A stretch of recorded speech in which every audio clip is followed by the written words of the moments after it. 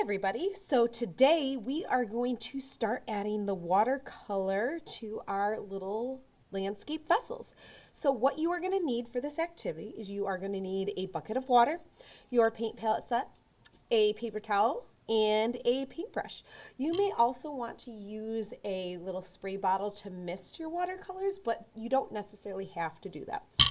All right, so the first thing that we are going to take care of is you need to figure out whether you want to work with warm or cool colors. So the warm colors are the more fiery side of the color wheel. So those are your reds, your oranges, your yellows, or you got to think about the cool side. Those are your green, blues, and purples. Okay, so you need to figure out which one are you going to do. You can't do both, so you got to choose one side or the other. I think for me, I am going to do the cool side.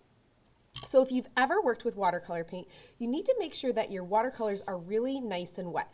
So if you have a spray bottle, I prefer to do this method just because you can create little pools. You want to make sure your paint is really nice and hydrated. Now, if you don't have a spray bottle, that's okay too. You can also just take your paintbrush and kind of dip it in the water and just kind of tap on the side. And as you can see, it's creating like little pools of water in each of my paints. Okay, so we want to make sure that I personally prefer using the colors in order. So how I'm going to do this is I'm going to go green, blue, and purple just so that the colors blend nicely together. Green and purple aren't going to mix that well. That's going to kind of make a yucky brown color. So I do want to try to go in that order. I actually really like this green over here, so I think I'm going to start over here. So I'm going to make sure it's nice and loose. Now I only need to dip my paintbrush in the paint. So remember, when we're painting, it's like a ballerina. She dances on her tiptoes. And she doesn't want to go stomping in the water. She just wants to gently dip her toes in the paint. So I'm just going to dip it a couple times. I'm not going to stir her paint around with her feet. Just a couple dips. And I'm going to start by tracing the outline of my mountains. All right. Now, if you want a nice light color, you're going to add more water. And if you want to have a darker green, or a darker color, I guess I should say, you're going to want to have less water and add more paint. All right, now I want to get some of that darker green. I'm going to wash my brush. Okay, we always want to make sure we're washing our brushes. Dip a few times, 1, 2, 3.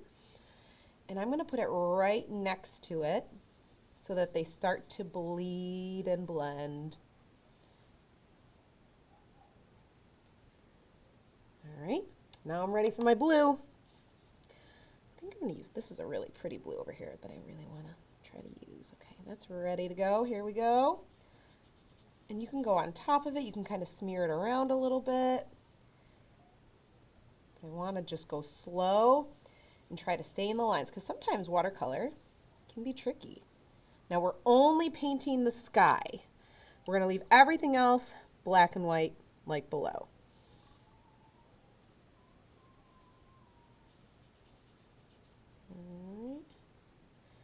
Almost running out of room for my colors. That's okay though. All right, and I have a little bit of room left for my purple. I think I'm going to take my purple all the way up to the cork.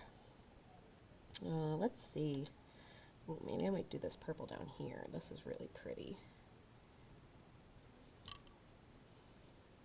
Oh, that's lovely. So I'm also going to kind of drag my purple into that blue a little bit so I have that nice pretty fade. Okay. I'm just going to wash my brush just in case.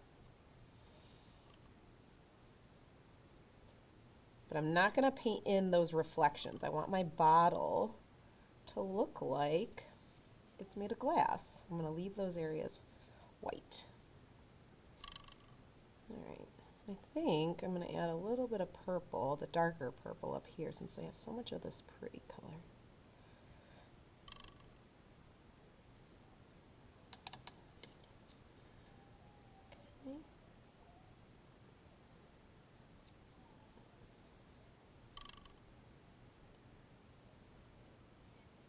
All right, and that's it.